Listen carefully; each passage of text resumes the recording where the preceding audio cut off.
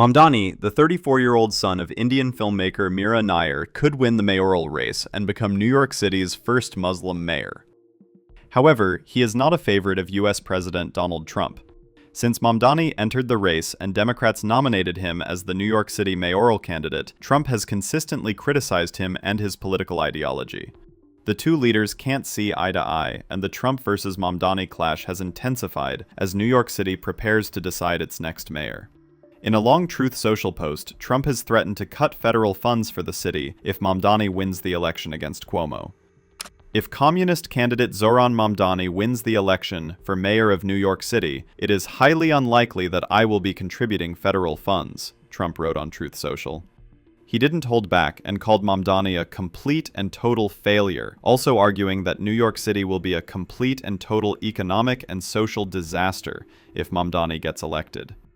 Trump versus Mamdani heating up before the crucial polls is not unusual, but Musk joining Trump and being on the same page about Mamdani is a bit surprising.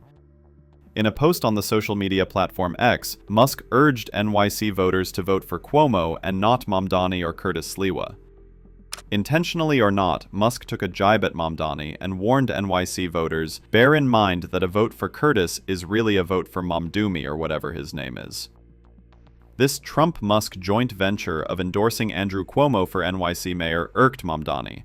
In an interview with CNN, when asked about Musk joining Trump and endorsing Cuomo as NYC mayor, Mamdani sarcastically reacted, "What a pair."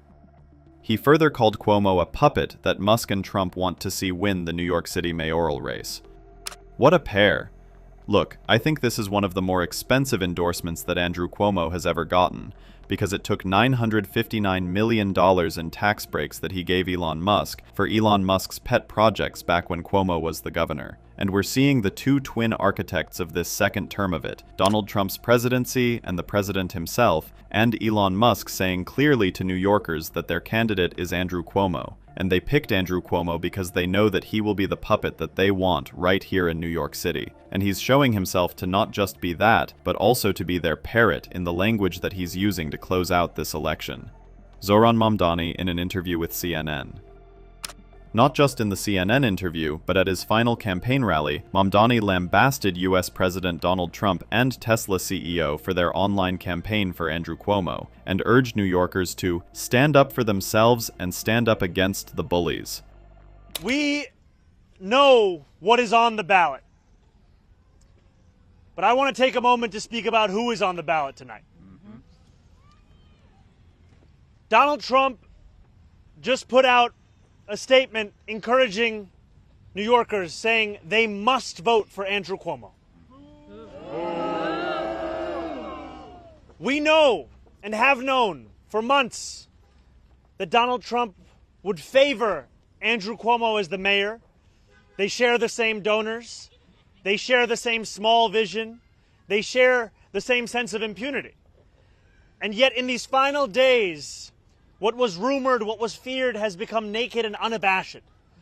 The MAGA movement's embrace of Andrew Cuomo is reflective of Donald Trump's understanding that this would be the best mayor for him. Not the best mayor for New York City, not the best mayor for New Yorkers, but the best mayor for Donald Trump as his administration.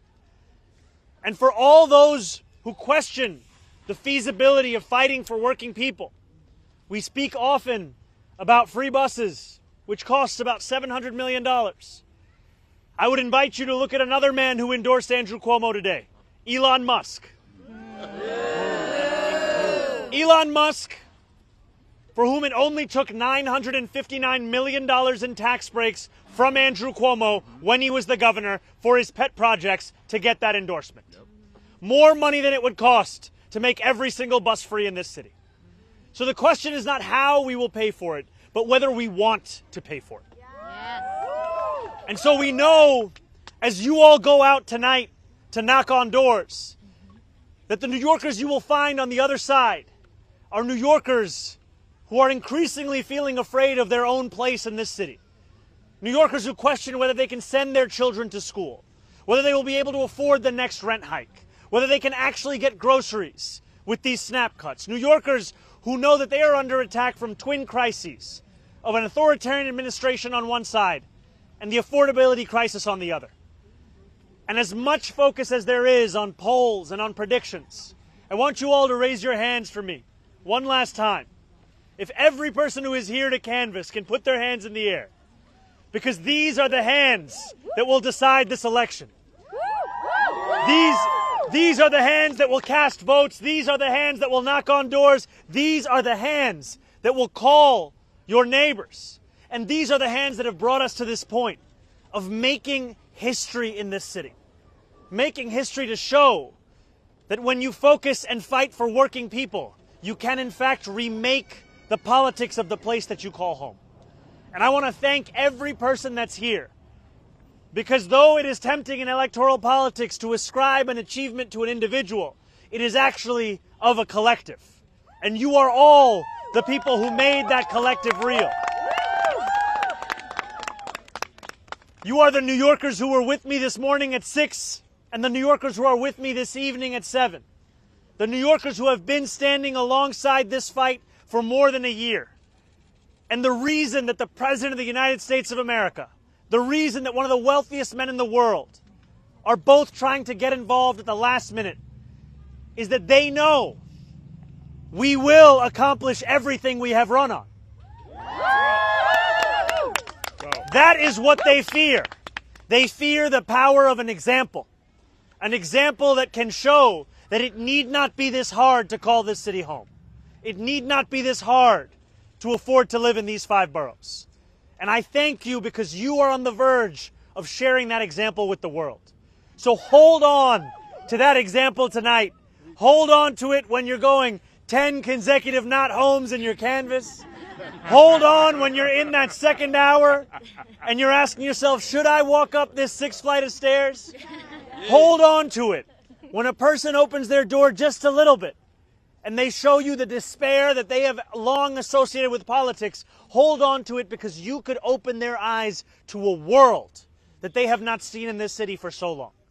And as tempting as it is to think that everyone has been paying attention to this race, just last week, a friend of mine, Charlie, knocked on doors in Hell's Kitchen, and he shared afterwards that he met a man who had yet to hear of this campaign. You may find a New Yorker for whom you are the person that introduces them to this fight. And that is why more important than me is you. You are the people who are bringing this fight to the doorsteps of New Yorkers. I will never be able to thank you enough for the privilege of being a part of this movement. And now, with close to just 24 hours until the polls close, let us leave everything out there on the field, my friends. Let us do it together. Let us work so hard this evening and tomorrow that we never have to ask ourselves the question, what if?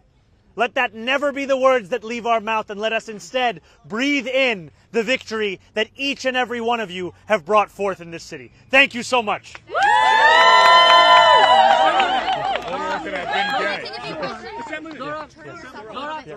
Zohran, what would your victory say to Donald Trump and to members of your own party who fear that your politics will harm the party in 26 and 28?